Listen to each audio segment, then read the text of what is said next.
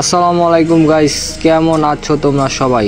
তোমাদের সাথে আছি আমি তাসিম, আর আরও একটা ব্র্যান্ড নিউ ভিডিও নিয়ে চলে আসলাম তোমাদের মাঝে।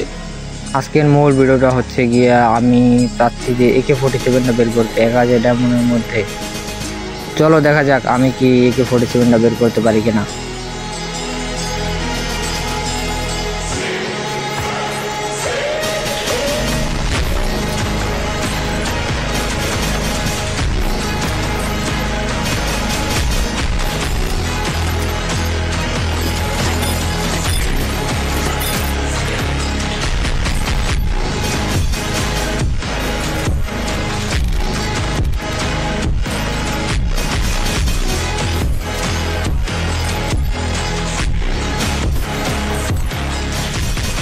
আর ফাইনালি আমি AK-47টা পেয়ে গেলাম, আর আমার টার্গেট মূলত ছিল AK-47।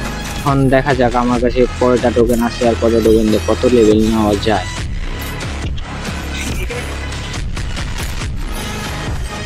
আর আমার এখনো 510 যেমন লাগে 4 লেভেল নিতে।